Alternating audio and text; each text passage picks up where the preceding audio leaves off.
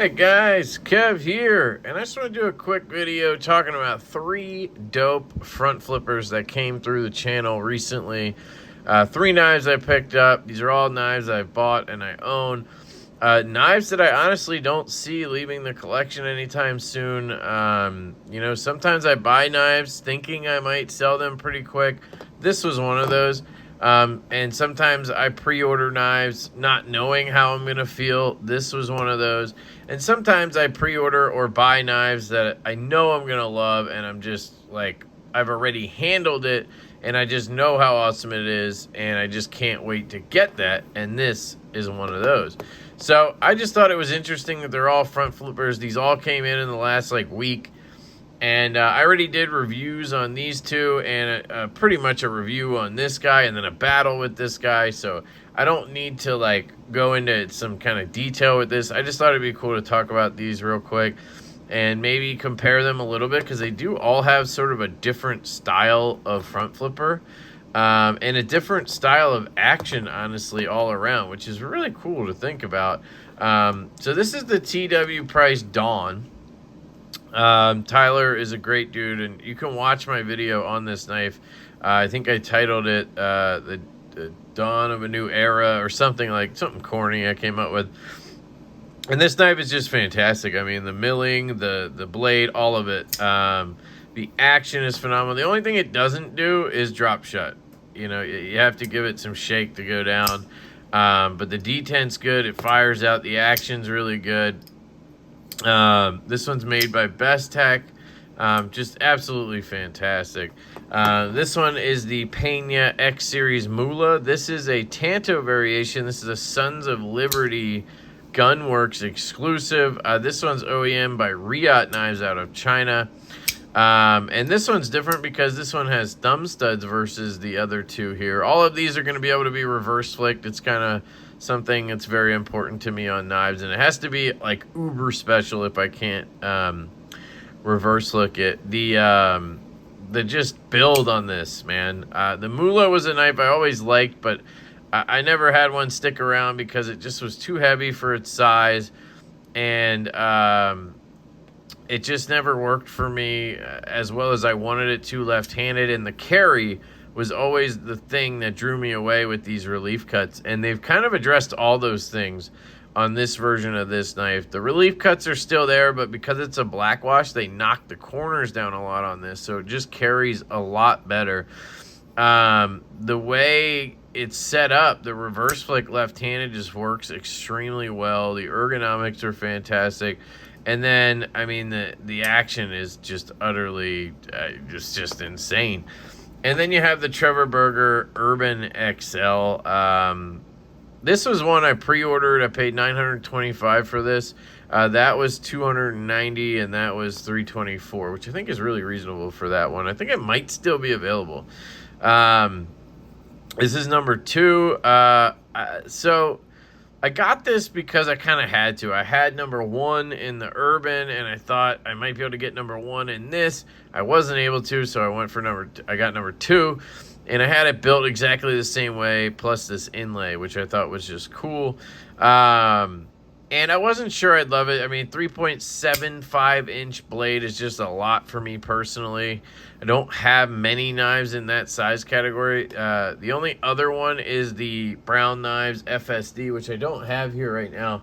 And then the closest thing I think would be this Grimsmo Knives Rask, which I think is 3.6, if I'm not mistaken.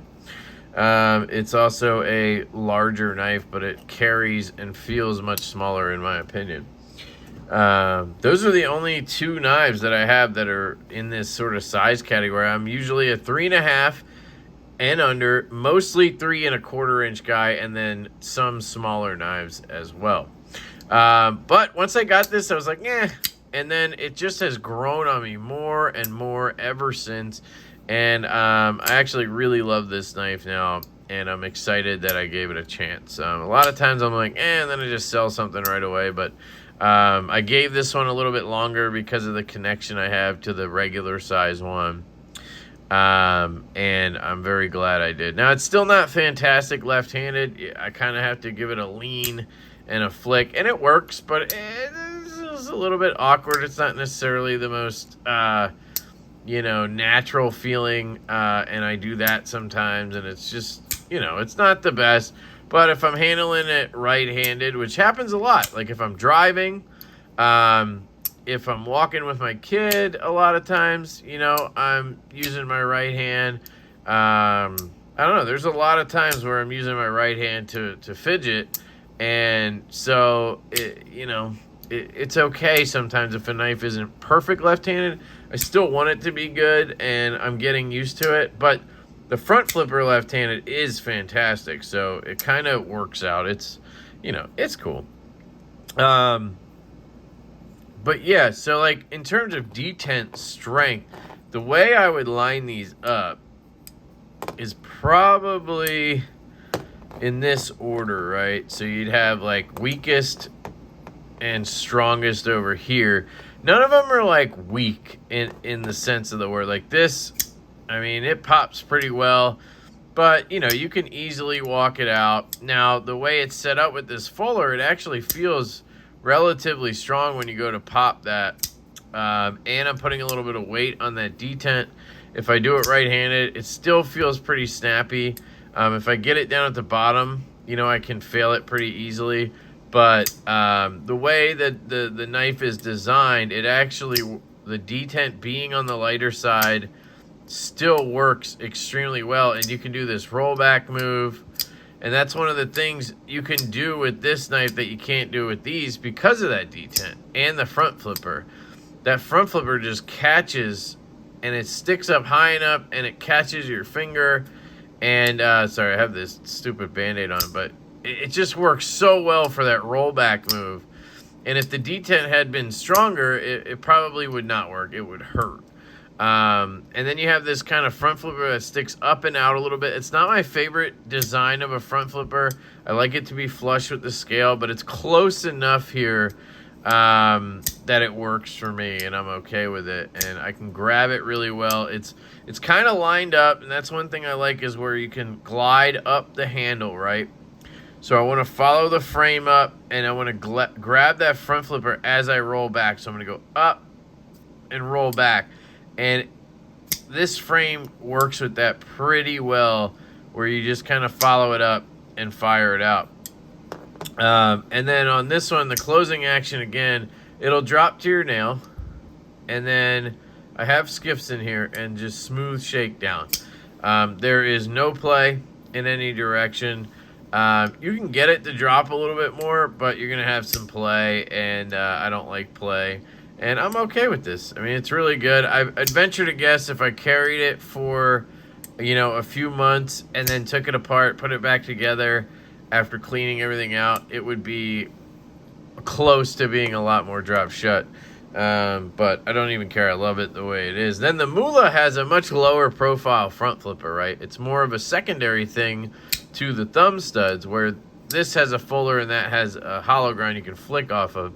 This is meant to be used with the studs probably a little bit more than the front flipper, but the front flipper works really well. It's got that painted jimping that really catches your skin, but it's not one where you're going to roll it back. Now, I might be able to do it because of this Band-Aid. See, I might be able to do it. So there might be some people out there who have thick skin that can grab a blade like that, but me personally,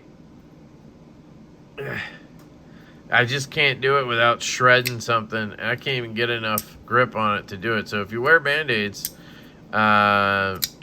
it works. But I think it's meant to just be grabbed right here. So this is, to me, what I call the nub flipper, where it's just a little nub there, and you just grab and pull back. You kind of Bic lighter flip it back and over, you know what I mean? Where this is more like you're up over top and you pop back. This one you're rolling around the frame with your finger, if that makes sense. But it works great. And then you can obviously use the studs, and the closing action is stupid on this knife.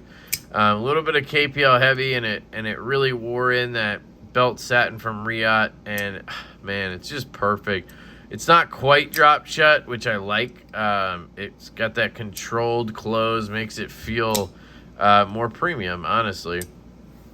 So that one's really good. And then you have the Burger Urban here that has a pretty proud front flipper, which I like. And this has a very stout detent. It's just something Trevor Burger likes, so you're not going to roll back this one. I mean, again, I got this, Band-Aid on, so I might be able to do it. Ugh, no. But you just get a good grip and you fire it. You're not really going to do the follow the frame thing. On this knife, you're going to put your finger where you want it. You're going to put pressure down, and you're going to pop it, right? It's not one of those things where you're just going to go floop. You know what I mean? Like on this, I can go, all right, I want to flip this, and go whoop, and just flip it. On this knife, I don't really think you're going to want to go, like that. You're going to want to apply pressure slowly and pop it. And that's something I really enjoy about knives, is having a detent just break. You kind of work it to the point where it's going to break and then let it fly. And so Trevor Burgers always kind of speak to me because of that. And then because it has this full hollow grind, you can get your nail or your finger mostly onto the blade, and you get enough grip there because of the hollow grind that you can flick off of it. So you can use your middle finger or your ring finger and pop it out like that. Even with the strong detent, it works really well. And it does work left-handed, but you have to stay off the lock bar. And that's where it becomes tricky. You got to be like over here, which is hard. It's hard to hold here and get the angle you need here. So what I tend to do is get to here and kind of try to lean to this side, and then flick with my ring finger or middle finger. And it is hard, but I can do it. And once if I carry the knife or whatever for a day, I get used to it and I'm good to go. But it's really good right-handed because of the hollow grind. You can just pop it real easily. And then the closing action on this one, most Trevor Burger frame locks are not going to just drop shut. They'll drop to your nail, and then it's just smooth shake down. This one being a huge blade like this, it's gonna be real easy to shake down. And the one thing about Trevor Burgers is they are the smoothest knives on the planet. It's a South African thing. Whatever they do to their pivots or whatever, it's just amazing. He makes his own bearings, which are awesome. And this guy's a sweet knife. So those are just three cool front flippers I recently got in. And yeah, I thought maybe this one would come and go just because it's a Moolah, and I thought maybe the relief cuts would bug me, and I wouldn't, ultimately love the knife, but I do. I think it's the best looking Moolah. That Tanto just really speaks to me. I don't know. Somehow it kind of like takes the place of a Pena and a Chavez in one for me. And those are two brands I always buy the knives, and then I always sell them because I just don't long-term, love them. But this one kind of puts them together, and I do love it. So, I don't know. It's also my first time having this Lava Flow Fat Carbon. I never thought I was a red guy when it came to Fat Carbon, but I think I am. And then the Dawn is there's just something special about the aesthetic of this knife. And the knife is as good as it looks. And, together that just makes for a ridiculous package. And I can't wait to see what Tyler comes up with next, or what versions he comes out with, because I'll definitely get another one. Just a fantastic knife. So there you go. Let me know what you guys think. I appreciate it. I love you guys. Leave me a comment down below. I hope you have an absolutely fantastic day, and I will catch you later.